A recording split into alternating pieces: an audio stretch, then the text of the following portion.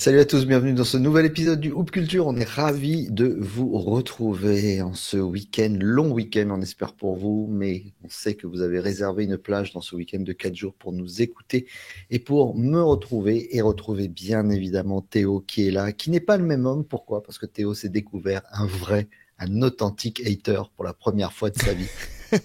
Et, et je sais que ça n'est plus vraiment le même homme. Il a peut-être mûri. Il a une rage en lui qu'il n'avait pas avant. Voilà, c'est une autre expérience. Bienvenue dans le monde adulte, mon ami. Merci Pierre Armand, je suis ravi de te retrouver, ravi de vous retrouver. Non, effectivement, c'est un peu une private joke, mais c'est normal hein, quand on prend la parole, c'est normal que certains nous aient dans le nez. Ce qui me faisait rire avec le hater avec 15 000 guillemets dont je t'ai envoyé, dont je t'ai partagé le message, Pierre Armand. Ce que je trouve fou, c'est enfin très amusant plutôt, c'est quand on te prête des intentions qui sont à des millions de kilomètres de ce qui se passe dans ta tête. Quand on donne l'impression que forcément les gens nous écoutent ou ont l'occasion de nous écouter, et puis moi ça m'arrive aussi, je dois pouvoir imaginer que je comprends ou que je connais vraiment ce qui se passe dans la tête des gens, mais bon, pour le coup il tombait complètement à côté de la plaque, mais c'était très drôle, mais je t'avoue que ça a pas trop impacté ma semaine. Même je voyais pas du tout où tu allais en venir avec cette intro. Donc c'était assez drôle. Oui, surtout que tu me l'as présenté avec plus de fierté que que d'ennui, on va dire. C'est ça. Allez, petit spoiler alerte quand même, on enregistre cette émission bien plus tôt dans la semaine que d'habitude. Donc si on fait référence à des séries qui sont déjà terminées quand vous nous écoutez, voilà, nous en tenez par rigueur. C'est juste on s'est un petit peu avancé avec ces semaines, avec des ponts et des jours fériés. On a pris un petit peu d'avance cette semaine. Exactement. Et on a un thème plutôt sympa. C'est quoi? C'est la deuxième ou troisième fois qu'on fait cette thématique? Je me rappelle déjà plus, Pierre. Moi, je sais qu'on l'a déjà fait une fois, c'est sûr et certain. Ah bah, on en a fait une fois avec ça c'est sûr, avec un Ouais. visuel que nous avait sorti totalement hors du temps, avec Shaq et les canards. Mais je crois que c'est notre troisième tu préfères. Et donc voilà, on va repartir sur cette thématique qui nous, vous imaginez bien, 100% mauvaise foi, 400% subjective et 6000% rigolade. Donc voilà, installez-vous parce qu'on va démarrer tout de suite. Écoute, je te propose de commencer parce que j'aurais pu commencer par un tu préfères les playoffs ou la saison régulière, mais je vais t'épargner cette question parce que franchement, là, c'est vrai que ce tu préfères avec les playoffs, tu regardes, ça te pousse à regarder chaque match plus en détail, donc il y a plus d'idées qui te viennent en tête. Je vais commencer par une question de vie ou de mort, tout simplement, Pierre Armand. Tout de suite, je mets la pression. Tu préfères te démarquer face à Lou Dort ou surpasser un écran de Steven Adams? Alors la vie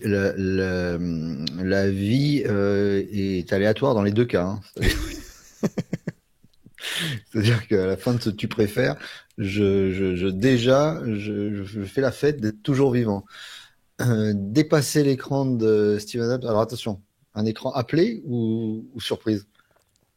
Allez, on va dire un écran appelé, mais au bout du compte, avec Steven Adams, je pense que la problématique reste quasiment la même. Voilà, c'est ça. C'est le fait de tourner la tête à droite en disant, ou alors d'avoir l'outrecuidance d'avoir ton coéquipier qui dit bloc gauche, passe-le. Tu vois, c'est ça. Donc là, je pense que non, je vais prendre, comment ça s'appelle? Je vais prendre Steven Adams. Ok. Parce que, tu sais pourquoi? Parce que Steven Adams aura la gentillesse quand je le prendrai dans le buffet de me relever ou Oui, c'est vrai ça. de retenir ma chute. Voilà, c'est ça. Il sera bienveillant, tandis que Lou Dort, j'ai peur qu'en plus il m'aboie dans les oreilles et ça va m'embêter. Tu sais, moi, j'imaginais, quand t'as dit me relever, j'imaginais tu sais, qu'il allait te relever, mais tu sais, comme un sac d'osselets. Alors, je sais pas si vous êtes vieux comme nous, vous avez peut-être connu ces jeux de quand. Ce jeu absurde dont j'ai jamais compris les règles. T'avais un petit sachet avec des petits os dedans. Je pense que c'est ça dans l'état de ton squelette après avoir mangé un écran plein fer de Steven Adams, c'est à peu près ça, je pense. Oui, oui, ou alors avec un aspirateur Dyson, mais pas avec le gros manche, le petit, celui qui est très fin comme ça, pour ramasser, tu vois, juste les miettes et la poussière dans les coins des plaintes. Bah, c'est celui-là. On prend juste celui-là. Et toi? Moi, écoute, honnêtement, je pense que j'aurais pris le démarquage face à Lou Dort parce qu'au bout d'un moment, de toute façon, le porteur de balle, il se lasse et il va de l'autre côté, quoi. Il va de l'autre côté, donc j'aurais pris le truc honteux de dire, bah non, j'arrive pas à me démarquer, faut aller chercher quelqu'un d'autre. Putain, c'est clair. Mais je pense que ça, c'est vraiment une bonne idée. Qu'en effet, on t'aurait un peu laissé tranquille. Euh, En carrière, dans toute ta carrière, tu préfères 10 game winners en saison régulière ou un buzzer beater en playoff? Euh... J'allais dire un truc honteux, j'allais dire, tu me demandes si je préfère être Mar DeRozan pour les pour les shoots de la gang en saison régulière, mais c'était honteux. Ça aurait été Warren honteux. Gordon. Voilà, non, je vais prendre le buzzer beater en playoff. Donc, Ouais. dans ta nécrologie YouTube, tu n'auras plutôt qu'un buzzer beater que game winner. Hein. J'ai pas dit buzzer beater en saison régulière, des game winners. Ouais, je pense, je prends le buzzer beater en playoff parce que là, je pense que tu peux te faire une après-carrière à raconter ça à tes enfants, à tes petits-enfants, aux neveux de tes cousins pendant tout le reste de ta vie et que ça reste ton moment de gloire Ouais. immaculé. Donc, ouais, j'aurais pris ça. Ouais. Et tu peux être dans un générique TNT ou NBC C'est ça. sur la preview des playoffs. Tous ces game winners en saison régulière, on les aura peut-être un petit peu oubliés. Et toi, t'aurais choisi quoi? Pareil. Pareil. Ah, il y a une gloire qui est différente quand même. Tu tournes pendant 3 jours minimum sur SportsCenter, sur ESPN, tandis que le simple game winner, il est vite effacé par autre chose. Écoute, tu parlais de gloire. Moi, j'ai une question pour toi. Tu préfères ou tu préférerais coacher Kevin Porter Jr. ou être coaché par Kyle Kuzma?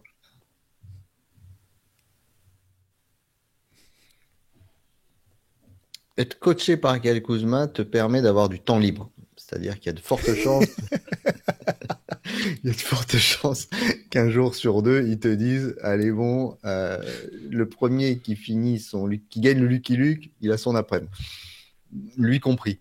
Donc ça, c'est une chose. Et puis tu sais que tu vas pas bosser grand-chose, tu vas pas faire beaucoup de vidéos, voilà. Mais coacher Kevin Porter Jr., ça doit être quelque chose aussi, hein, parce que il aime pas quand on lui donne des conseils déjà. Ça c'est sûr, quand ses coéquipiers lui donnent des conseils. Donc je sais pas ouais, je pense que c'est plus facile d'espérer coacher, parce que tu peux espérer coacher quelqu'un. Voilà. Et qui sait, peut-être que dans 15 ans, on se rappellera de cette takes, ce tu préfères quand Kyle Kuzma sera un coach établi et avéré en NBA. Quand il sera assistant coach de Doc Rivers à côté de Darvin Ham.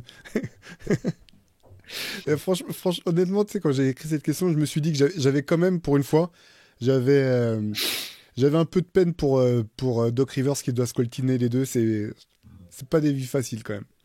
Bah, c'est pas des vies faciles, mais surtout, c'est encore une fois de se rendre compte que des mois après, enfin, il y a cette fameuse phrase, c'est à quel moment tu pensais que ça allait marcher? Alors, pas en saison régulière, encore une fois, mais que du coup, tu pouvais passer un gap ou te dire, voilà une pièce importante dans ce qui va se passer pour la suite. Non, bah non.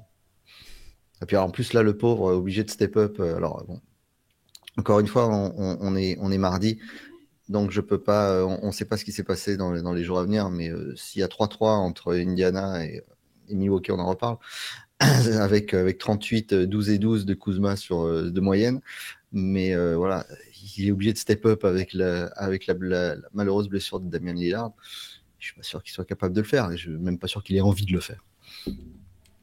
Non, c'est clair. Là, c'est ouais, c'est dramatique. On vient d'apprendre effectivement pour le tendon d'Achille de Damien Lillard, c'est vraiment vraiment dramatique. Mais ouais, il risque de rester coaché plus longtemps que prévu, hein, Doc Rivers. Parce que finalement, si ton équipe elle joue plus le titre pour les années à suivre, autant garder le coach que tu payes déjà. Hein. Je suis d'accord, parfaitement d'accord. Alors on parlait de gloire, Théo. Moi, j'aimerais savoir, est-ce que tu préfères gagner 3 titres de MVP avec l'équipe qui t'a drafté, d'accord, ou avoir une bague sans avoir de titre de MVP, une bague sur le tard avec ton équipe Nemesis, genre John Starks aux Bulls ou Rondo aux Lakers, tu vois. Qu'est-ce que tu préfères des deux?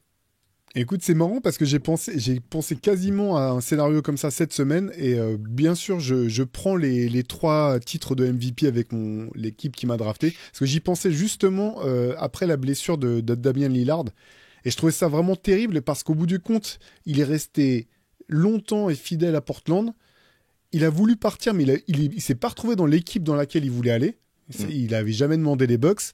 Et je pense qu'il a essayé de tirer le maximum de ce qu'il était possible de tirer. Il a fait les efforts quand même. Et là, tu te fais cette blessure qui est dramatique à l'âge que tu as, alors que tu es déjà un arrière de petite taille. En gros, enfin, c'est vraiment extrêmement triste, mais ça.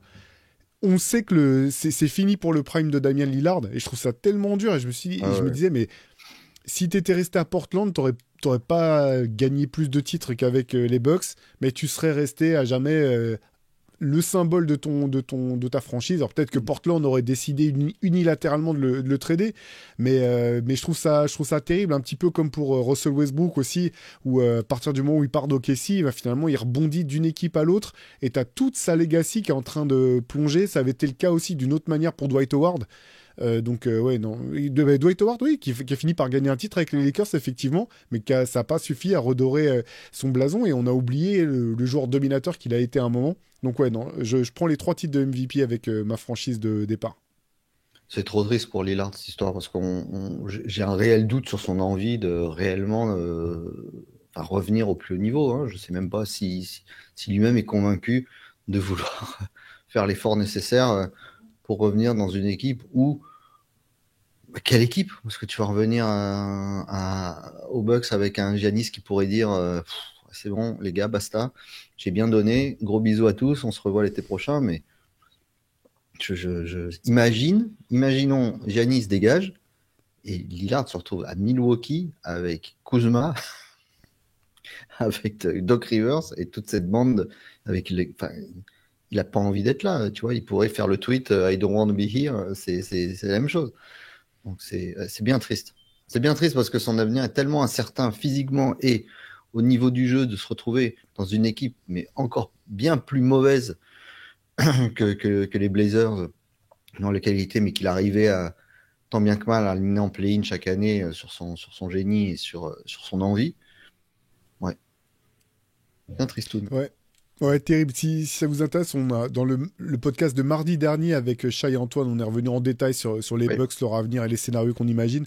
Mais ouais, super triste pour Damian Lillard, c'est clair. Toi, tu préférerais être l'assistant qui doit dire à Luka Doncic de défendre plus fort ou celui qui doit dire à Tom Thibodeau de faire plus tourner? Ou JJ Redick. Ou JJ Redick sur une mi-temps, ouais. Non, c'est celui de dire à JJ Redick, c'est la phrase qu'on a tous dit à l'entraînement, que j'ai dit hier soir, pas plus tard qu'hier soir, quand tu vois les mecs qui sortent pas et tu fais il y a des changements, hein. Tu vois. L'assistant qui est au deuxième rang derrière le coach. Il y a des changements s'il faut. Ou alors tu regardes LeBron, tu fais oh les gars, si vous êtes fatigués, vous sortez. Ça va, LeBron? Non, ok, c'est good. Bon, Il y a ok. des champs. Ah, il y a du monde sur le banc, les gars. Si vous êtes fatigués, vous le dites parce que c'est pas du basket, ça. C'est pas du basket. Très très bon. Donc, c'est la phrase que je déteste le plus dans l'histoire du basketball. C'est quand t'as des mecs en face de toi qui jouent, qui font 3 passes, qui marquent et qui disent, c'est même pas, qui font, mais ouais les gars, ça c'est basket, ça. Ça c'est basket. Je suis prêt d'arrêter l'entraînement, rentrer chez moi, me mettre sous une couette et d- et d'écouter le dernier album de Louane. Tu vois, je suis capable de faire ça. Ah, c'est beau. C'est beau. Je suis obligé de... Parce que du coup, ça m'y fait penser, mais je passe une dédicace à mon camarade Julien Deschutner, l'autre rédacteur en chef de Rivers et de Basket Session, parce qu'on a fait une formation d'entraîneur ensemble. Et un des formateurs, il nous expliquait, voilà, pas obligé d'arrêter le jeu tout le temps, il suffit de donner des consignes claires aux gens pour animer le jeu. Et après, donc il se met en pratique. Et l'une des consignes qu'il a le plus répété, c'était basket, basket les gars, basket. Comme si c'était une consigne en soi qui t'aidait à mieux jouer sur un terrain. Bref, donc je partage totalement ton avis, Pierre-Armand. Je suis à 100% d'accord avec toi. Surtout que généralement, le ça c'est basket, c'est sur une action que tu fais une fois tous les 40 fois, c'est-à-dire 3 passes limite volleyées qui vont très très vite, jouer comme les Spurs en 2014. Sauf que tu te rends compte que personne n'a vraiment fait exprès de faire ça, c'est parce que tout le monde est bien placé. Il y a eu 2 passes contrées qui arrivent chez l'autre, là il met un. Bref. Un défenseur qui refaisait son lacet au milieu de terrain, tout ça. Ça c'est basket, ça les gars, voilà, c'est comme ça qu'il faut jouer. Excellent. Ouais. Bah écoute, je vais te dire, c'est une bonne question, hein. Le problème, c'est que les deux, on doit leur dire en permanence. Je pense que ça doit être plus simple pour Thibodeau de lire tous les jours dans la presse qui fait pas tourner ces gars parce que c'est pas quelque chose d'insultant que de lire que tu es un pied de défenseur, que tu fais pas d'efforts, ces trucs-là.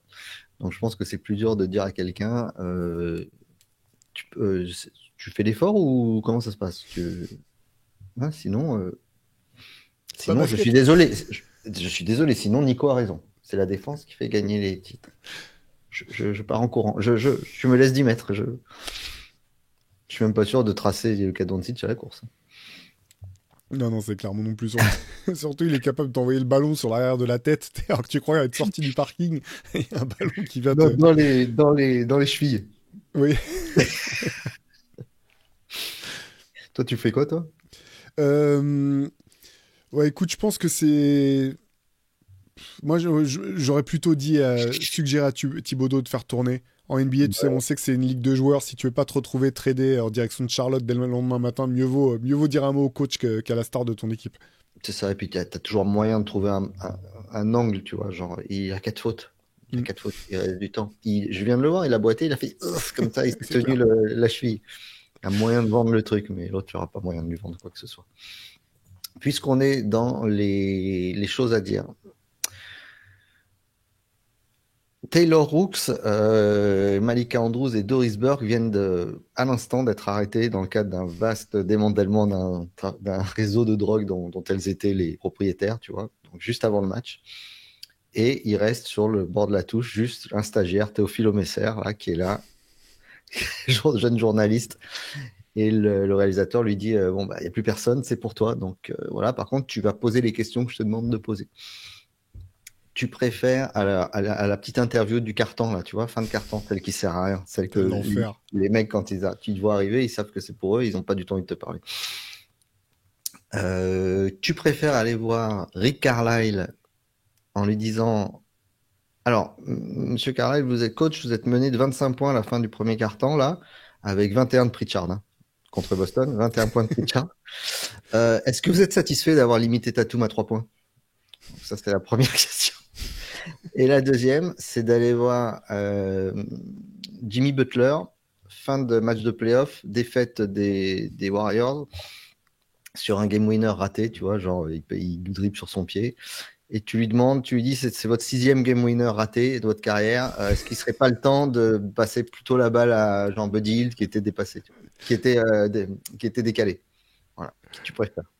Tellement dur, parce que Rick Carlisle, il est pas loin d'être dans le top des entraîneurs auxquels j'ai rien envie de demander en aucune circonstance. Non, jamais. J'ai l'impression que son premier réflexe, c'est d'abord d'être désagréable avant de réfléchir à la question et de finir par y répondre. Et après, c'est un entraîneur brillant, mais si je pouvais me passer de faire ça, ce serait parfait.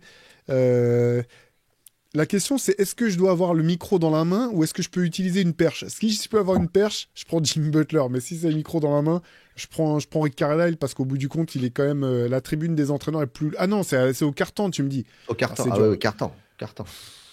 Carton, le jeu. C'est dur. Ah, vas-y, je prends Jimmy Butler. Je prends Jimmy Butler quand même. Carlisle, il me fait trop peur. On dirait mettez le Evil Twin de Jim Carrey, ça me terrifie. Donc, pour l'avoir vu à la conférence de presse au Paris Game, là, c'est vrai que en fait, c'est pas qu'il te dit que ta question est bête, mais il te fait comprendre qu'elle est complètement stupide et il répond à la question qu'il aurait souhaité que tu lui poses. Donc c'est là où il est malin, tu vois. C'est là où c'est des monstres, c'est des communicants hors pair. Mais oui, Carlisle, il est assez sec. Mais je l'ai pas vu désagréable. Bon, il Ok. avait gagné, hein. Alors, Il avait gagné. Mais il n'était pas mené de 25 points fin de premier quart-temps avec 21 de Pritchard. Mais 3 de Jason Tatum. Donc il l'a muselé. Très bonne question, Théophile. très bonne question.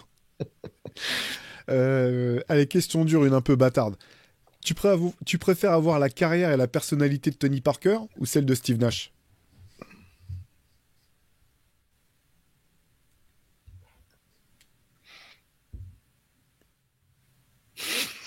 Ah, C'est le silence le plus long de l'histoire du podcasting moderne. dans ma tête, ça te fait est-ce qu'un jour je vais rencontrer Tony Parker ou peut-être Steve Nash? Non, mais est-ce que j'ai écrit un truc sur Tony Parker dans le mug des Spurs? Oui, alors peut-être qu'un jour on aura la possibilité de l'interviewer, peut-être qu'il se souviendra de ce qu'on a dit dans le Hoop Culture ce jour-là. Non, je choisis Tony Parker. Je choisis Tony Fair Parker enough. parce que c'est quand même c'est alors pas pour le côté ni pour le côté musical ni entrepreneurial, mais pour l'ensemble, oui, ça reste. On se rend compte que même si, en fait, le côté, la personnalité un peu clivante de Tipeee, elle existe chez les connaisseurs du basket, tu vois. C'est-à-dire les gens qui, euh, qui ont une certaine connaissance du jeu, qui sont rentrés dans le fond de sa carrière, mais il reste ultra populaire, hein. C'est évident, hein. Il reste comme un des grands champions de l'histoire du sport français. Je pense avec les Zidane, les Karabatic, les Tony Parker. Voilà. Très bien, très bien. Ça se justifie totalement. Absolument. Et puis, encore une fois, je n'ai j'ai pas d'avis sur les côtés personnages clivants, sauf si t'es un vrai con à la Ja Morant, à faire ce que tu fais une fois, deux fois, trois fois, 10 fois, à dire des choses complètement aberrantes qui sont à la limite de ce que l'humanité peut concevoir et tolérer.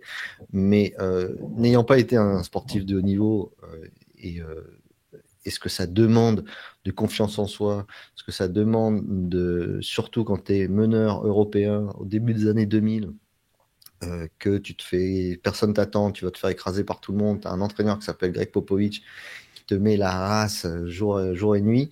J'ai aucune idée de ce que ça demande de travail sur soi, de toutes ces choses-là. Donc je suis loin de juger ça.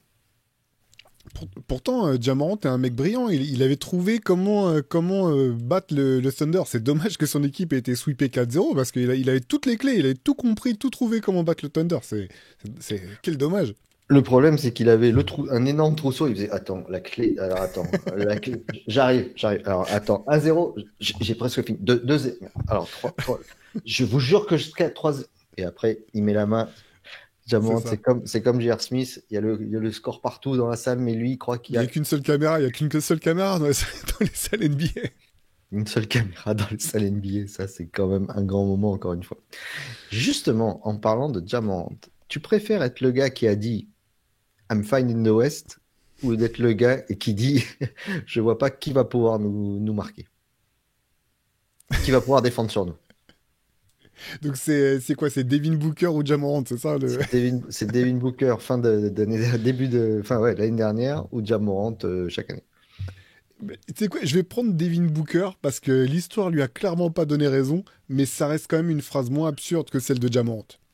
Donc je vais choisir Devin Booker. Ça se tient. Moi, j'aurais dit Ja Morant parce que le temps travaille pour Ja Morant encore. Il peut un jour être fine in the West, tu vois, et dire, je vous l'avais dit. Alors, il sera très très con, il sera d'une connerie abyssale, mais au moins on lui ressortira ça limite comme un mème bienveillant. Tandis que Booker, c'est fini. L'aventure de ce trio, elle est terminée. Déjà. Ouais, c'est vrai. À voir si on... Ouais. À voir si Ja Morant a toujours un maillot des Grizzlies à la rentrée, mais c'est une autre question, effectivement. On verra s'il est toujours à l'ouest. Ouais, c'est ça. Ce serait bien de voir ça. Euh, tu préfères avoir les qualités athlétiques d'Anthony Edwards, mais la tête d'Alex Caruso, ou avoir la tête d'Anthony Edwards et les qualités athlétiques de Joe Ingles? Alors la tête, c'est-à-dire la vraie tête physique ou le QI? Non, non, la vraie tête physique, la vraie tête physique. Alors tout dépend, parce que si J'ai le bas du corps d'Anthony Edwards avec la tête d'Alex Caruso, c'est ridicule. Donc c'était quoi? C'était les qualités athlétiques et la tête. d'Alexia Rousseau ou la tête d'Anthony Edwards et les qualités athlétiques de Joe Ingles. Un Caruso a une toute petite tête, alors sur le corps d'Anthony Edwards, ça doit faire. Tu sais, c'est comme dans Men in Black, tu sais, t'as un espèce d'alien à un moment, il a une toute petite tête et un corps énorme, tu vois. Sinon, tu peux Donc, imaginer Alex Caruso simplement avec les qualités athlétiques, pas forcément le corps d'Anthony Edwards, tu vois, avec ses attributs physiques, quoi. ah, ça j'aimerais bien. Ah, ça, ce serait cool. Parce que Anthony Edwards qui essaye de faire du Joe Ingles, ça peut être emmerdant. Mais ouais, Alex Caruso. Mais on se rend pas compte des qualités physiques d'Alex Caruso, Bien sûr. sont déjà extraordinaires. La rapidité avec laquelle il peut contrer en l'air, voler un ballon en bas, se jeter sur. Enfin, c'est là sur la série contre Memphis, justement, il est partout. Bon, alors, certes, en face, c'est pas les plus vifs, c'est pas les chips les plus croquantes du paquet, hein, mais c'est quand C'est pas même. cette expression. Très très bonne expression. Mais il est partout. Enfin, après, c'est du beurre pour Alex Caruso jouer contre Memphis. Une bonne équipe indolente comme ça, c'est parfait. Ah, je préfère ouais, Caruso. Et toi? Ouais, putain, c'est beau. Moi, je crois que j'aurais pris la tête d'Anthony Edwards avec les qualités athlétiques de Joe Ingles, parce que l'après-carrière, c'est long quand même. C'est long. Et se travailler toute ta vie après avec la tête d'Alex Caruso, je trouve ça plus dur. C'est pas faux. Tu pars en vacances plutôt avec Steve Kerr. Tu préfères partir avec Steve Kerr ou avec Pop? Ouais, avec qui? Ou avec Greg Popovich? Waouh, c'est une bonne Ouais, question, ça. c'était pas la même il y a 5 ans, mais aujourd'hui, c'est. Ah, c'est une super, super question. Euh... Je pense que je vais prendre Steve Kerr parce que il fait quand même moins flipper. C'est-à-dire que Greg Popovich, je pense que c'est effectivement un mec hyper cool avec ses proches, avec les gens qu'il apprécie, mais il est quand même bien impressionnant.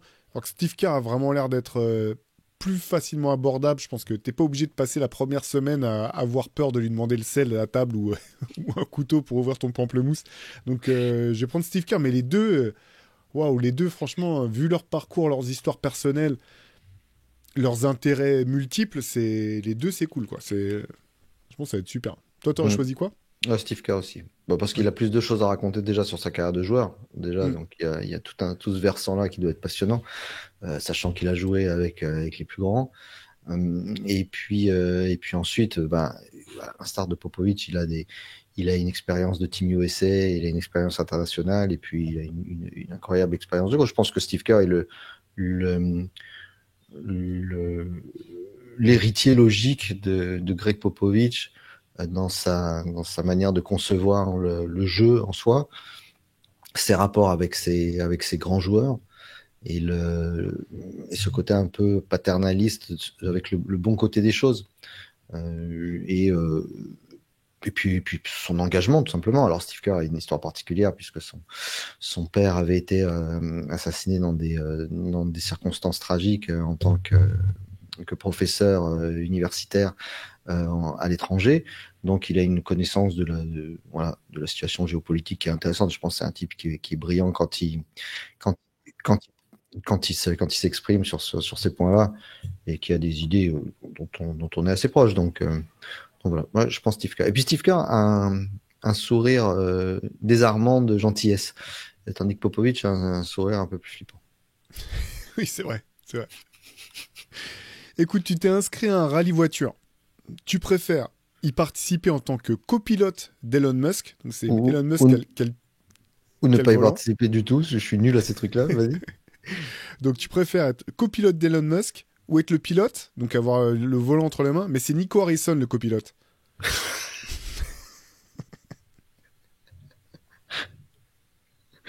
Euh, je prends Nico Harrison. Pourquoi? Parce qu'on n'ira pas vite, parce qu'il appuiera sur le frein en disant la défense fait gagner les titres.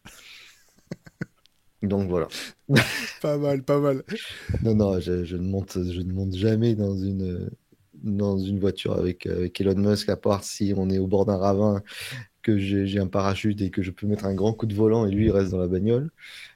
Mais non, non, je ne monte. Il n'y a pas un monde où je fais un truc avec Elon Musk. Et surtout, j'irai avec Nico pour lui dire, ça va Il me fait un peu de la peine, Nico. Les images où il est dans les tribunes, tu sais, cette fameuse image où lui, pareil, il doit croire qu'il n'y a pas beaucoup de caméras qui le regardent. Et quand Anthony Davis se blesse et qu'il fait.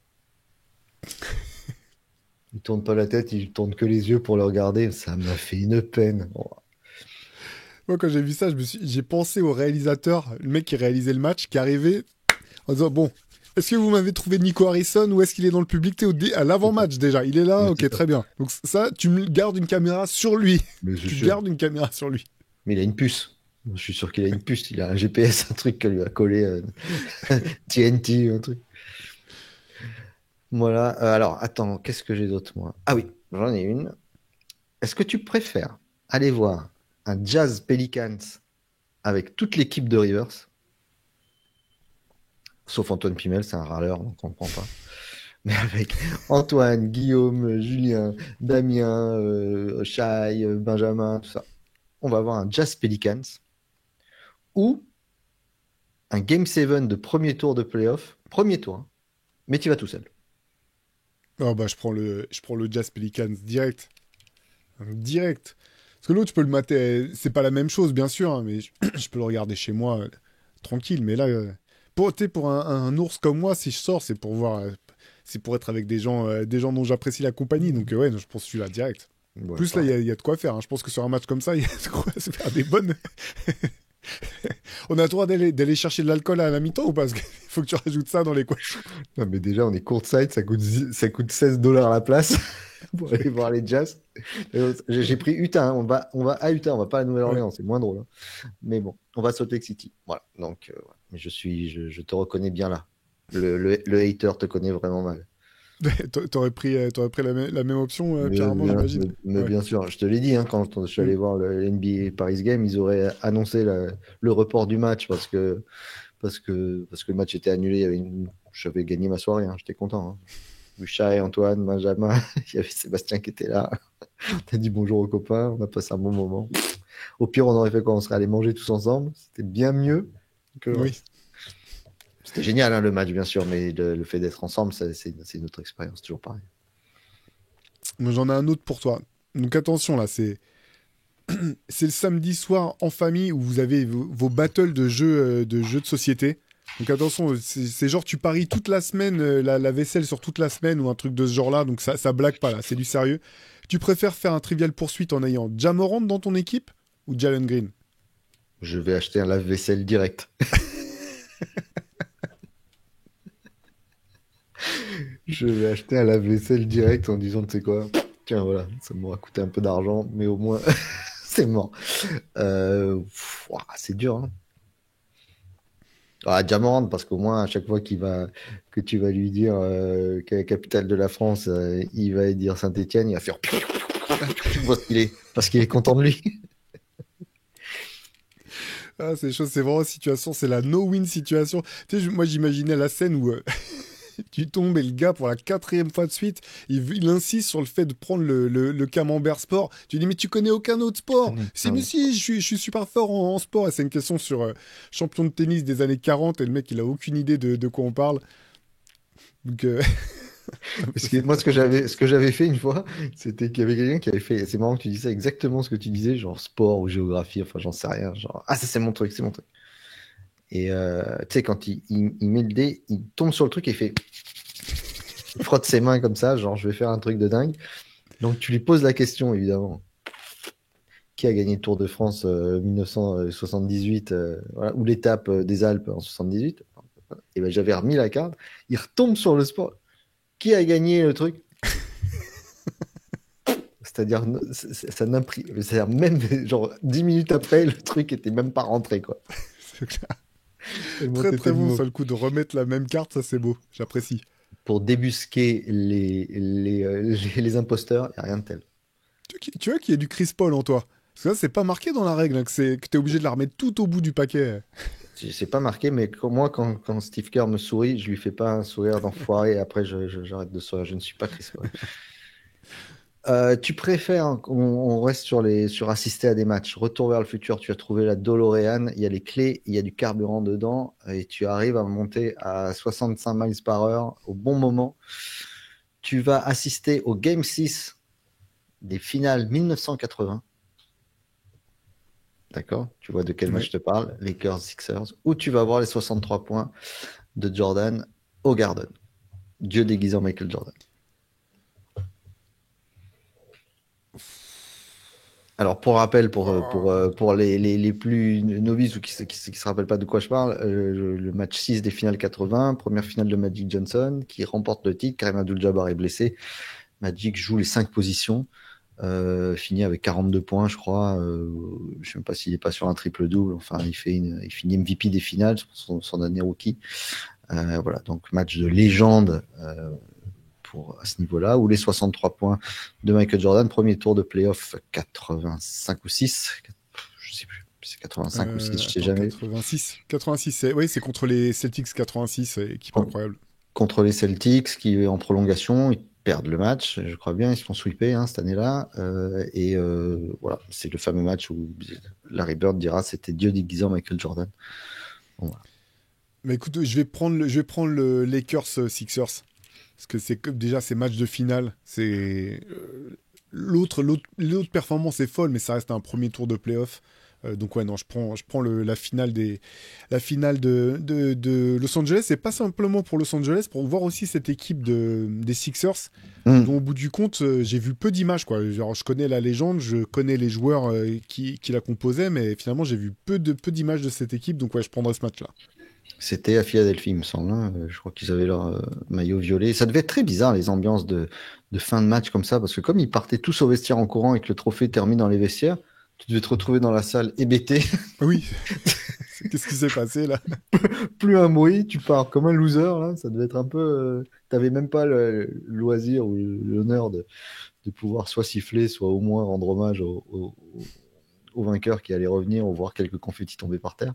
Non, là, tu te retrouvais tout seul dans la salle à partir. Ouais, moi, j'aurais fait pareil. Je serais allé en 1980. Ok. Voilà. Ouais, je comprends. Tu préfères... Alors attends, parce que faut que je vois où j'en suis dans ma liste. J'en ai plusieurs là qui me plaisent bien. Allez, tu préfères avoir vu ton équipe préférée jouer la finale NBA et t'être fait faire un tatouage des Mavs ou des Suns? En gros, t'es fan de ton équipe vient de faire la finale NBA, tu dis ah c'est bon, on l'a pas prise celle-là, mais par contre les prochaines elles sont pour nous, c'est sûr, on va dominer la ligue. Tu préfères avoir été fan des Mavs ou des Suns? Oui, je vois ce que tu veux dire. Je préfère. Alors j'aurais préféré être fan des Suns parce que les Suns me paraissaient mieux armés pour continuer, pour y retourner quoi. Mais je me serais pas fait en 93 un trophée avec marqué Phoenix Suns, le trophée, et marqué en dessous champion 94. Mais oui, parce que les Suns, franchement, cette équipe était vraiment belle. Elle était tombée juste sur un Jordan qui n'avait aucun sens au niveau statistique à ce moment-là, sur une équipe des Bulls qui voulait absolument son triplé. Et du coup, je pensais qu'ils iraient plus loin. Enfin, qu'ils arriveraient en tout cas l'année suivante. Quand Jordan a dit j'arrête, j'étais sûr que c'était pour eux. J'avais pas. Alors, on voyait moins de matchs, hein, donc on avait moins. Aujourd'hui, on aurait été plus dans les inside. On aurait vécu aux États-Unis, on aurait peut-être plus parié sur Houston, peut-être, hein, parce que mais à l'époque, on voyait jamais jouer Houston. Donc là, en ayant vu ces Suns-là, cette alchimie, cette équipe qui était bien montée, bien construite, assez cohérente, ouais. J'aurais préféré être les Suns. Ce qui est magnifique, c'est qu'en fait, je pensais pas du tout à cette équipe des Suns-là quand j'ai écrit la question. Moi, je pensais à l'équipe des Suns de 2021, mais c'est pour montrer à quel point on a déjà oublié qu'ils ont fait une finale. J'avais zappé, mais tu sais que dans ma tête, je me suis dit, alors attends, ça veut dire d'aller en 93 et Dallas, du coup, le Dallas de 2006, tu devais parler. Non, je parlais du Dallas. Dallas de l'année dernière. Ouais. Alors, par contre, là, si on part là-dessus, j'en sais foutre rien. Alors là, la question est beaucoup plus dure. Parce que moi, c'était soit Dallas de 2006, soit Suns 93. Mais en parlant de 2021 et 2024, j'aurais dit les Mavs. Les Mavs parce que l'équipe elle est ultra jeune, que l'année dernière elle nous a fait kiffer et on s'était dit avec Lively un an de plus le Kyrie là et avec Clay qui arrive pour dégager un peu quelque chose à droite à gauche, j'aurais dit Mavs. Parce que le Chris Paul de 2021, on sait déjà que il est sur la pente descendante, donc j'aurais pas parié sur un Chris Paul, là-dessus. Enfin, en sachant si on gardait à peu près la même ossature. Bien sûr, ouais. Je voyais un meilleur avenir pour les Mavs et moins que pour les Suns. Et du Comme coup, toi. j'avais absolument pas compris ta question. Non, mais c'était pas la plus claire non plus. Faut être honnête, c'était Ah, pas mais la c'est question la plus pour claire. dire que ça m'était déjà sorti de la tête les dernières finales et celles d'il y a 4 ans. Toi, ça va bien te parler, ça.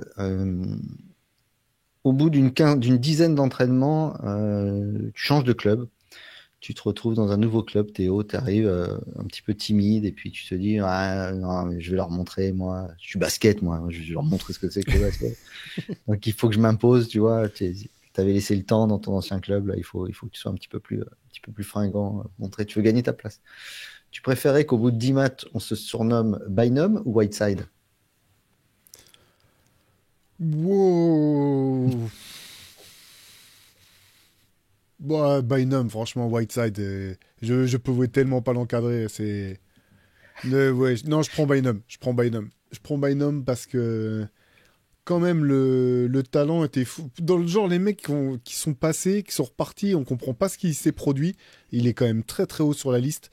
Et ouais, je prends Bynum. Je prends Bynum. Je pense qu'aucun des deux n'était vraiment passionné de basket au bout du compte. Mais Whiteside, non, je peux pas. Ah oui, ça c'est impossible. J'ai Mm. détesté cette période où à un moment, là, quand la NBA vendait des maillots de Miami en France, tu trouvais que des maillots d'Hassan Whiteside avec le 21 de Miami. Je voyais plein de gens avec ce maillot. Je sais pas si tu as vu à quoi il ressemble, Whiteside maintenant. On dirait qu'il a mangé Mike Bibby dans chaque J'ai bras. vu ça. J'ai vu ça. Il est difforme. Mais oui, oui, pareil, j'aurais préféré Bynum. Le talent c'était vraiment ça aurait pu être un what if parce que sa marge de progression était assez incroyable, hein. Il a une faute vraiment bâtarde sur JJ Barea, son actif quand même. Donc ça, j'aurais pas été fier de ça, mais sur le talent, ouais. Non, non, sur le talent, c'était assez fou, quoi. Sachant, C'était mieux que Blanc-Côté, comme l'appelait Evan Fournier. sachant que, sachant que j'aurais pu être le JJ sur cette action-là, je suis sûr. Tu m'aurais attendu, le coude bien en place, solide sur tes appuis. Tu m'attrapes là, sous le bras, tu me soulèves un peu.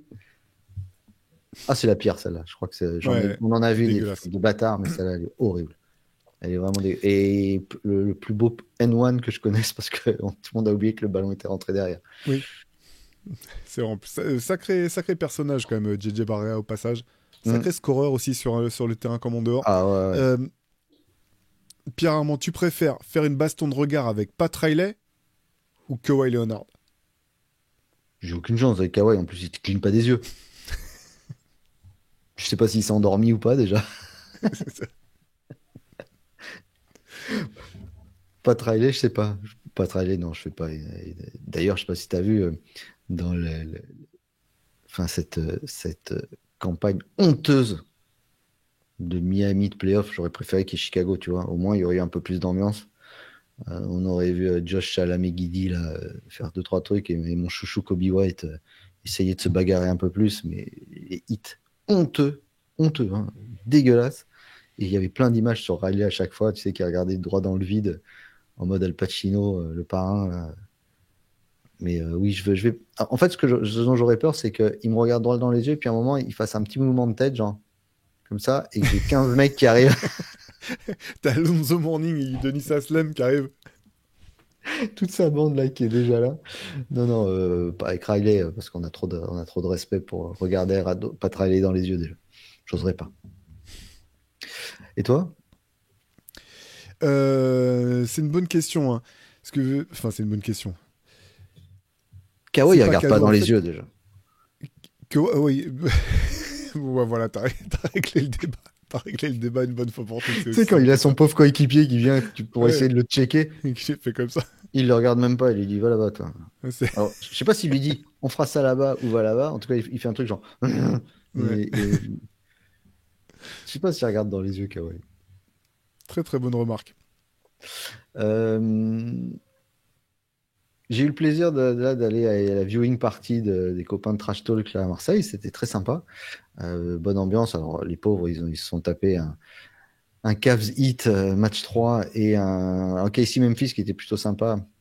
Et ça s'est arrêté là, alors que derrière, il y a eu un Denver Clippers de folie.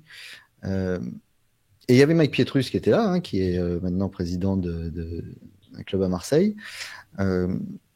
Bel engin, Mike Pietrus encore. Hein, belle bestiace, hein, c'est pas trop. Et il y avait un blouson des Warriors, et je me disais, tu préfères, si t'es Mike Pietrus, tu préfères faire la finale contre les Lakers ou l'aventure We Believe? La finale contre les Lakers, c'est avec Boston, tu veux dire? Qui? Non, celle avec Orlando. Ah oui, Orlando, bien sûr. Bien sûr. Oui, oui. Oui, bien sûr. Si je suis Mike Pietrus, je pense que je choisis Orlando parce que j'ai l'impression qu'il avait un rôle quand même plus développé avec le Magic et voilà, ils sortent quand même des grosses équipes. Hein. Ils sortent, si je me trompe pas, ils sortent Cleveland et Boston hein, cette Je année-là crois, ouais. sur le run de playoff. Et ils sont en finale. Bon, hein, en finale, ils se font étrier par les Lakers. Mais ouais, je pense que je prends cette aventure-là. Si je suis Mike Pietrus, moi, en tant que fan, par contre, c'est les Warriors We Believe m'ont Je vraiment sais, fait ouais. kiffer. Et j'ai vraiment cru qu'ils auraient les ressources, même pour taper Utah en demi-finale de conf. Donc, en tant que fan, j'ai préféré l'aventure We Believe. Mais si je suis Mike Pietrus, je pense que ouais, le trip en finale avec le Magic, c'était très fort. Oui, je suis d'accord. Puis je pense il a été un des points d'orgue de sa carrière de défendre sur Kobe pendant la finale. Bon, bah, même tu l'as dit, hein, l'équipe en face était trop rodée, trop forte à ce niveau-là. Mais puis c'est vrai que l'aventure We Believe, elle est finalement, enfin, c'est pas une aventure, c'est un épisode, quoi. C'est un tour qui est incroyable avec une Mm. ambiance folle. Mais après derrière, Utah, j'en parlais donc. Parce que j'avais ce débat avec mon pote Romain que j'embrasse, et je regardais l'équipe d'Utah qui tape donc les Warriors. Pas cadeau, hein. Non, grosse équipe avec Deron Williams très très fort, Carlos Carlos Boozer, Boozer, Mehmet ouais, Okur, ouais, ah, c'est une ouais, ouais. grosse équipe. Non, ouais, c'était vrai, c'était vrai. Ouais. Kirilenko avec le dunk de folie de Baron Davis là, qui est un des Non, plus non, fous que j'ai vu quand même. ouais, c'était celui-là, c'était la version 2.0 de Kevin Johnson sur Hakeem Olajuwon. Ouais. Même, il arrive même côté, même il se met de face, enfin de profil, magnifique. Euh, Pierre Armand, t'as un petit coup au moral en ce moment, t'es pas au top, tu te mets à douter un petit peu de tes choix. Tes meilleurs potes se cotisent et t'offrent une séance de 3 heures avec un coach personnel en self-improvement. Tu préfères que ce soit Draymond Green ou Chris Paul qui t'explique comment mieux vivre ta vie? Ah, ça, c'est pas Draymond Green qui va m'expliquer comment vivre ma vie, c'est sûr. Ah bah, je vais avec Chris Paul. Ok. Parce qu'à un moment, il baissera la garde. Comme ça, je pourrais lui mettre un grand coup, Attaqué. un taquet. Voilà, c'est ça, en fait. Le but, c'est ça. Vous avez vu Chris? Non, il est allé aux toilettes et il est pas revenu depuis au moins 1 heure. Mais je fais ça à la fin de la séance. Oui, normal, normal. Une fois qu'il a vraiment il a complètement baissé sa garde, il est en Non, terrain puis tranquille. je préfère être coaché par un meneur, moi, qui fait 1m12, que par l'autre teubé, qui l'âne de Shrek, là, qui va enfin, ça, c'est... Voilà, alors on enregistre le lendemain du match 4 contre Houston. Il a une scène où il veut rentrer dans le huddle de- des Rockets. Il se prend une pêche de je sais pas qui lui en colle une, là, qui met un coup sur la poitrine. C'est bête. C'est tellement bêtement fait, tu vois.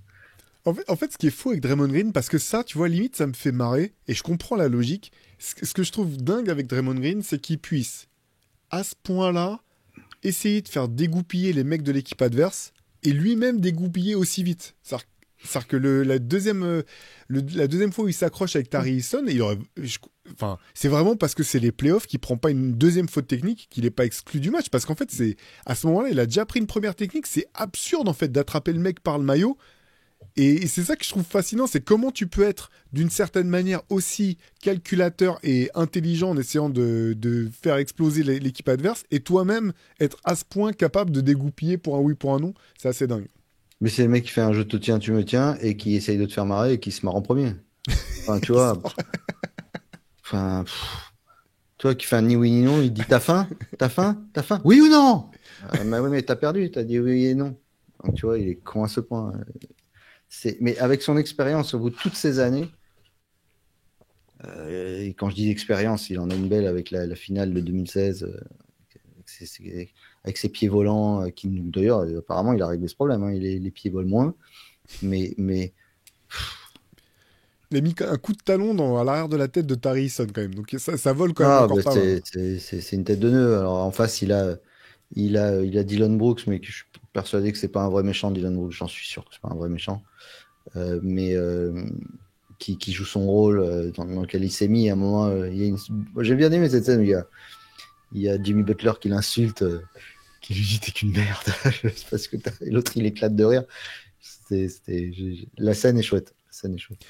Ce que j'ai préféré dans cette scène, c'est qu'à un moment, t'as un gros plan, parce qu'au début, on n'entend pas ce qu'ils se disent. Là les propos, ils ont été rapportés après, mais où tu vois clairement que sur ses lèvres, tu vois Jimmy Butler qui lui dit juste wait, just wait.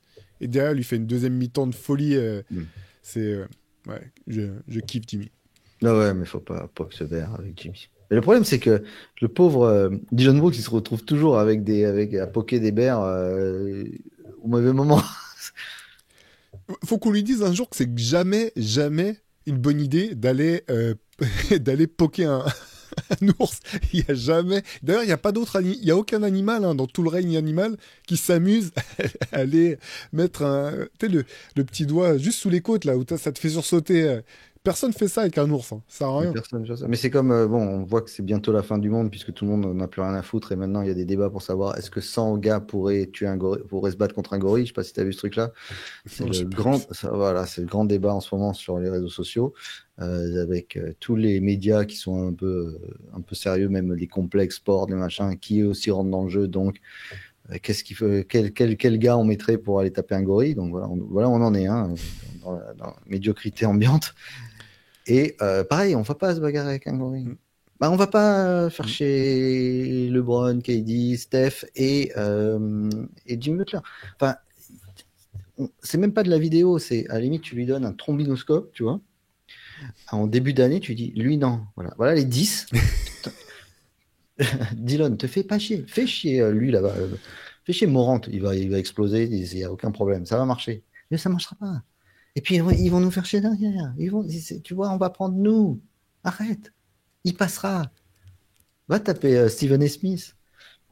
C'est vrai que c'est vous, parce que même un gars comme Kevin Garnett a vite compris que ça servait à rien, par exemple, avec Tim Duncan, quoi. Mais voilà. Donc même un mec comme ça a compris qu'il y a des gars à qui ça sert à rien, en fait. Que tu fasses ça avec des rookies, des mecs qui sont sur la pente ascendante, tu sais pas qui c'est, tu veux voir un petit peu de quel bois ils sont faits, je peux comprendre, quoi. Mais là, effectivement, Jimmy, LeBron ou Stephen Curry, c'est... Bref. Et t'as pas besoin de ça, parce que je suis sûr que tu ferais bien plus chier ces gars-là en étant le bon défenseur que t'es, parce que t'es un casse-couille, hein, t'es un mec qui est dur, qui est tout le temps sur tes appuis, bon. Donc, si tu leur parles pas à ces gars-là, t'es juste allé. Mais si tu leur parles, tu les excites en plus, ils vont te mettre un panier, ils vont se mettre à rigoler, toi, c'est ridicule. Enfin, c'est ridicule, c'est peut-être sa manière de faire, mais ça fait partie du show aussi. Hein. C'est ça. J'en ai encore quelques-uns, moi, t'en avais encore dans la... Non, bah vas-y, je t'écoute. Allez, on les fait en rapide, rapide. Écoute, tu fais du stop, ta voiture elle tombe en rade, t'es obligé de faire du stop, et tu sais que tu vas te manger 5 heures de voiture avec un inconnu, et justement, tu préfères tomber sur Dylan Brooks ou Tyrese Haliburton? Tyrese Everton, il a une aventure avec Rinko, je crois, rapido, donc ça serait... Il y aurait une ambiance étrange dans la voiture, du coup, tu saurais pas quoi lui poser comme question. je serais un peu gêné parce qu'il va me raconter des trucs que j'ai pas envie de connaître. Mais Dylan Brooks, parce que Tyrese, c'est un brave gars, ça se voit. C'est marqué sur sa tête, c'est un gentil garçon. Donc, mais Dylan Brooks, parce que c'est un personnage un petit peu plus un petit peu plus complexe. Et tu te rappelles ce que je t'avais dit dans la série Court of Gold, là, on le voit un moment en famille, on le voit un peu plus détendu, on le voit lui-même, et je le trouvais très, très touchant, tu vois.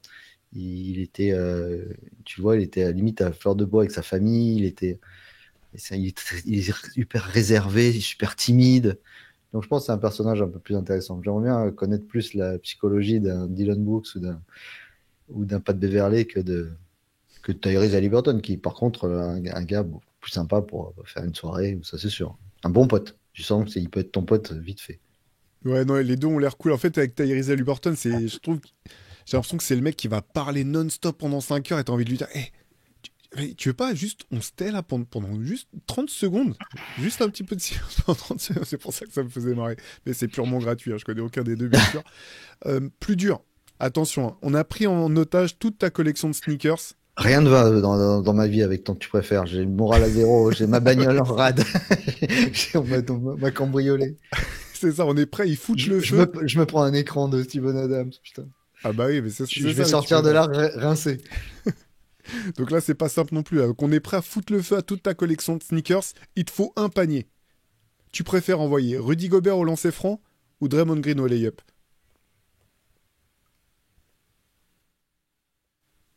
Seul? C'est-à-dire avec un Dans contexte de jeu. Alors, je vais être très honnête. Ma collection de sneakers Flamp, j'en ai rien à foutre. Ça me gênera pas du tout. Vraiment, hein, c'est du matériel, je suis pas attaché plus que ça. Grâce au grand dieu Nike, ils les ressortent tous les mois, les chaussures. Donc, je me ferais bien avoir d'une autre manière. Non, je rigole, mais si je devais prendre les derniers matchs, Rudy sur la ligne, il est pas mauvais. Hein. On peut compter sur lui. Mais tu m'aurais dit le contraire. J'aurais pas pris Rudy au lay-up, ça c'est sûr. Mais non, je vais prendre Draymond au lay-up. Ok. Parce que les deux sont capables de mettre ceux qui sont importants, mais ils sont aussi capables de foirer les deux. C'est pour ça que je me disais que c'était pas ça. Dans tous les cas, à partir du moment où j'entends le premier dribble posé et il pose ses appuis, je serai comme ça. Hein. Je mets les mains je fais juste comme ça, je mets les mains devant les yeux, ou je me retourne quand tu veux pas voir les pénaltys, tu sais, et tu regardes la réaction du public. Et j'entends. Il n'y a plus rien. juste le bruit de mes sneakers qui prennent feu. Allez, j'en ai un dernier pour clore ce tu préfères. Donc c'est une question de concours. Tu préfères affronter en concours les jumeaux Thompson à la course ou les jumeaux Morris au bras de fer?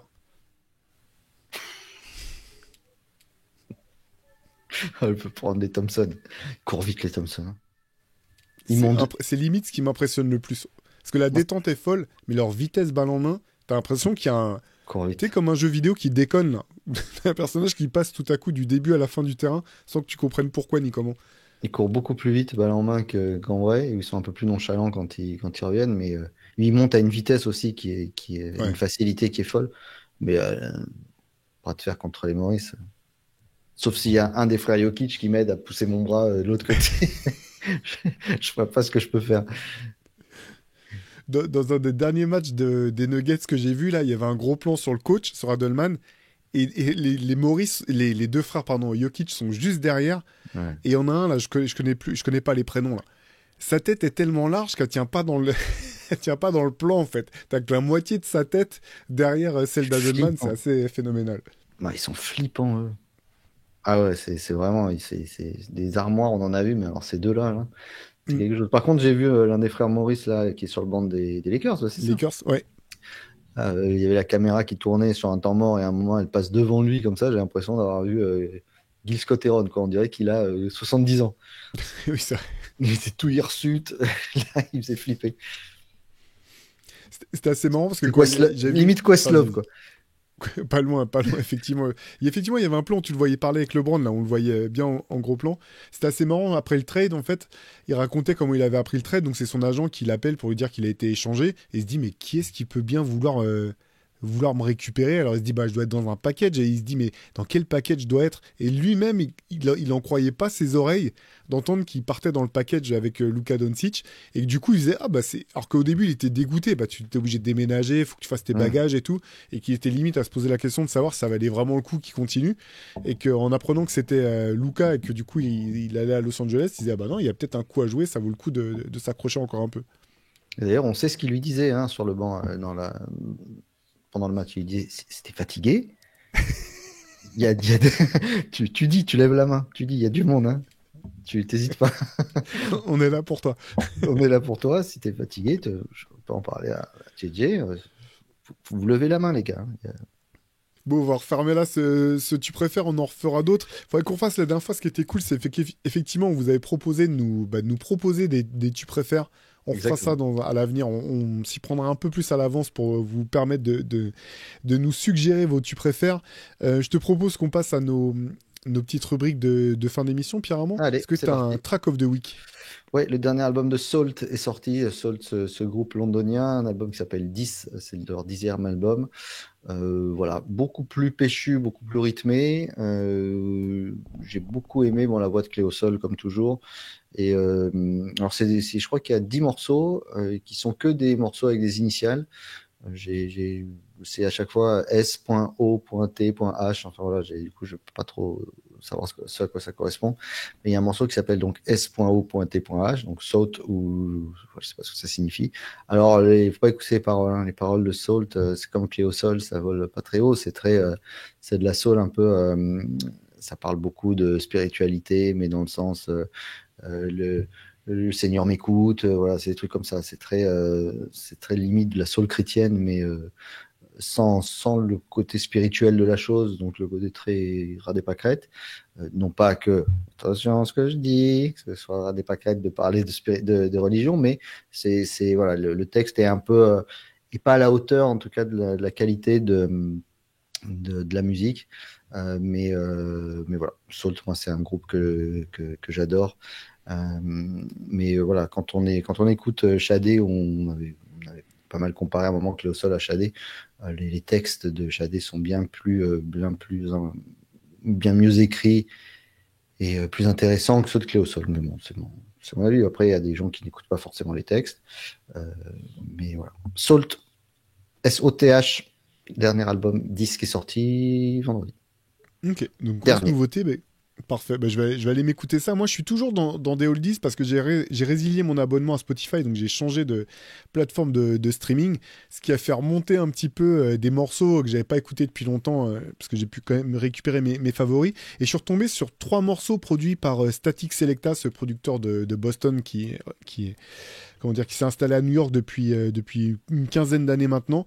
3 morceaux qui sortent de 3 projets différents. Le premier, c'est un morceau qui s'appelle Lights Down de son album comment dire, en commun avec le rappeur Terminology. Sous le nom, leur nom de groupe, c'est 1982. Morceau qui s'appelle Lights Down, qui est vraiment hyper facile d'accès, limite un petit peu chanté, ce qui n'est pas du tout le propre de ce que fait d'habitude Terminology et qui est excellent. Et j'en ai 2 autres. Un morceau de Slane qui s'appelle American Dream. C'est un morceau, j'ai fait un nombre incalculable de bouclages avec ce morceau parce que j'adore la prod. Et tu sais, il y a un côté un peu hypnotique où tu peux écouter un truc et continuer à travailler. Donc ça me rappelle, ça me met des Madeleine de Proust de bosser la nuit avec ça dans les oreilles. Donc le morceau s'appelle American Dream. Et le dernier, qui est vraiment excellent, c'est l'un de mes préférés, je pense, produit par Static Selecta. C'est un morceau de Talib Kweli avec l'excellent Styles P. Et le morceau s'appelle The Thrill Is Gone, avec un sample jazz hyper bien travaillé. Styles P et Talib Kweli, la collaboration marche vraiment à fond. Donc voilà, ces 3 morceaux, c'est trois vieux morceaux, entre guillemets. Hein, tous ont plus entre je sais pas, 10 et 15 piges, mais je trouve qu'ils ont extrêmement bien vieilli. Je vous mets les liens comme d'habitude. Donc voilà, j'étais en semaine spéciale Static Selecta cette semaine. Avec toujours le statique Selecta. À chaque fois que le morceau commence, sa signature absolue.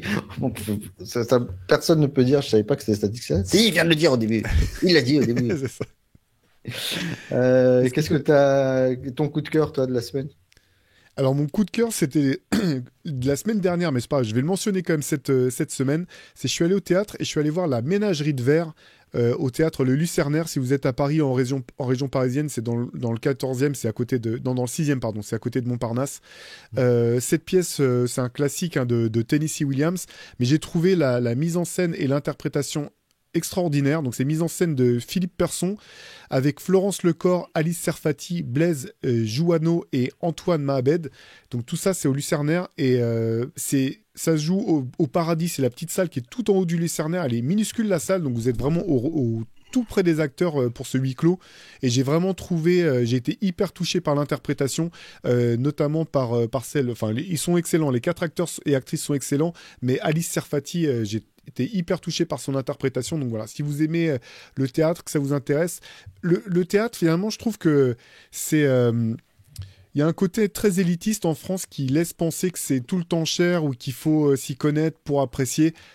Parmi les arts vivants, enfin, je suis rarement vraiment déçu quand je reviens d'être allé au théâtre et les tarifs sont tout à fait acceptables et abordables.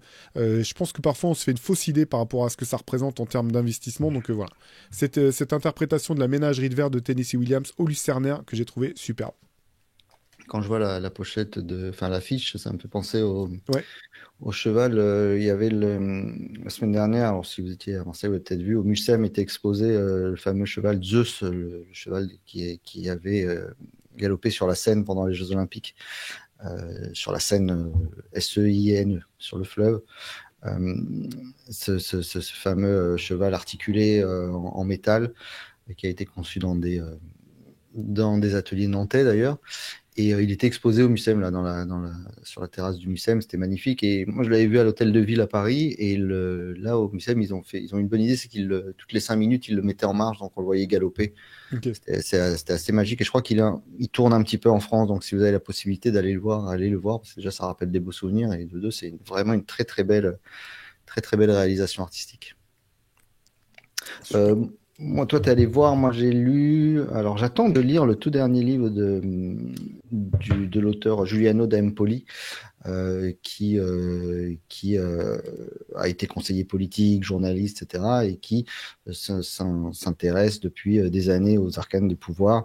Il vient de sortir un tout dernier livre qui s'appelle L'heure des prédateurs, que j'ai pas encore lu, qui est sorti début avril. Il y avait Les ingénieurs du chaos, et et du coup, je voulais vous représenter celui-là, qui est qui est un de ses livres les plus connus, qui s'appelle Le Mage du Kremlin, où il raconte l'histoire d'un des conseillers les plus proches de Poutine, avec donc l'évolution de la manière de faire de la politique en Russie. Ça passe on comprend beaucoup de choses, parce que quand on parle aujourd'hui de Poutine, de cette histoire d'impérialisme, ça reprend un petit peu, pas l'histoire politique, mais des 2 derniers siècles, l'exercice du pouvoir en Russie et la manière dont l'exercice du pouvoir et dont les mentalités russes sont façonnées pour pouvoir arriver à ce type de personnage.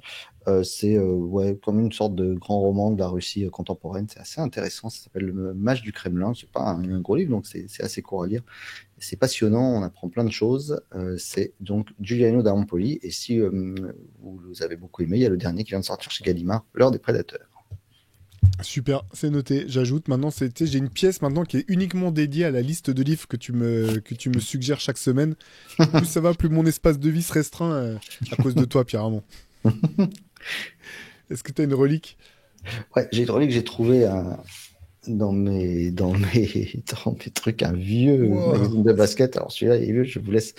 Si vous aimez la maquette de Rivers, c'est pas pour vous celui-là. Le truc, il faut aller chez l'ophtalmo dès que vous avez fini de le lire. Regarde, la maquette, elle est horrible. Mais c'était une époque où à la fin des magazines, tu avais les stats des joueurs, où tu avais comment dirais-je, tu avais les classements avec, Bah tu oui. vois, avec les joueurs, on voyait les moyennes, et tu avais même une page à la fin, infirmerie, tu vois, dans ce magazine, avec les blessures du mois, tu vois, où du coup, on te disait, alors, tu vois, il y avait quand même un paquet, et puis c'était marqué, hein, par exemple, les Lakers, Piller, fracture de fatigue à la jambe gauche, Sam Bowie, genou gauche, a été remis sur la liste des blessés, j'avais envie de te dire, comme tous les jours. Et il y avait un petit peu comme ce qu'on fait nous, tu vois, comme une culture avec de quoi lire, de quoi écouter, de quoi faire des jeux vidéo et tout. Et puis, donc, ce magazine donc, qui est là, sport, action, basket. Et tu avais une pub pour la Jordan 9 derrière, qui est la première post-repeat, le premier. Donc, une pub Nike. Donc, on est en 1994, là. Et donc, tu avais la pub qui est là. Et écoute ce que je vais te dire, parce que c'est super intéressant. Euh, la pub dit qui pourra marquer 21 541 points, qui saura gagner 3 titres de MVP, qui sera élu 3 fois consécutivement MVP des finales, qui pourra compter 7 sélections consécutives au All-Star Game, qui pourra porter 3 bagues, qui arborera 2 médailles d'or, qui saura gagner un championnat NCAA, qui inscrira 34 fois plus de 50 points, qui pourra afficher sa langue pendue sur plus de 1287 couvertures de magazines, qui pourra se mettre dans ses baskets, qui sera, toi peut-être. Et en fait, on se rend compte que y a des joueurs qui ont pu déjà peut-être se mettre dans les pas de la période. Premier tripit, donc on est déjà, tu vois, sur les chiffres que je viens de donner là sont jusqu'en 1993. Donc ça donne le vertige en sachant qu'il y a toute la suite qui arrive et qui n'est pas encore là. Voilà, mais je trouvais ça intéressant. Plus intéressant la couverture Blue Chip, c'est cool là avec l'ascension de Magic Penny. Ouais, et il y a un grand truc sur Bozidar Malkovich, et il y a aussi un grand reportage sur Blue Chips qui est assez intéressant. Il y a même un truc sur les cartes de collection, et donc sur Blue Chips, et tu vois, avec toutes les stars du film, qui est quoi, Bob Cousy, donc Nick Nolte, Shaq, voilà, Larry Bird, bien sûr, Bobby Knight dans son propre rôle de connard. C'est un chapeau. Hein. Ouais, il est chouette. Alors, je sais pas quand est-ce que c'est exactement. Là, j'aimerais bien te trouver, mais c'est avril 94. Bon, c'est marqué. Ok. Voilà. Avec un Shaq bien affûté. Écoute, moi, j'ai sorti un DVD. C'est un film que j'adore et qui est, je trouve, peu connu, qui s'appelle Les Initiés. Le titre en anglais, c'est The Boiler Room, avec un tout jeune Vin Diesel, bien avant les séries de films dont le nom m'échappe, bien entendu. J'en ai pas. Fast and Furious. Merci bien. Avec aussi Giovanni Ribisi, que vous connaissez certainement si vous kiffez Friends, parce qu'il fait le frère de Phoebe notamment, et une magnifique Nia Long. Et ce film, au-delà d'être super cool et d'être top, ça se passe, en gros, c'est sur les arnaques, tu sais, à Wall Street et les sociétés un peu bidons qui cherchent à aller à vendre des actions de sociétés bidons ou de paille à des gens pour leur prendre leur argent. Et ce qui m'a, au-delà du film qui est vraiment top, il y a Ben Affleck aussi tout jeune qui joue juste un petit caméo. J'avais été bluffé par la bande son parce que c'était pour moi l'un des premiers films dans lequel j'entendais des morceaux de rap actuels dans la bande-son, alors que ça n'a rien à voir avec le sujet du film. Notamment, il y a le morceau New York de Rakim, il y a un morceau de Pharoah Monch, il y a peut-être même bien un morceau de Dilated People, si je me trompe pas. Donc des choses en plus hyper précises, très ciblées, alors que ça passe, c'est pas un film sur le ghetto, c'est pas un film qui est en rapport avec le hip-hop du tout. Et je me rappelle que j'avais été complètement bluffé par ça. Le film est vraiment top, donc voilà, je vous le conseille. C'est Les Initiés, signé du réalisateur Ben Younger. C'est sorti en 2000, donc ça nous rajeunit pas. Et c'est un film qui est injustement sous-coté, non, c'est pas méconnu, voilà, c'est le terme.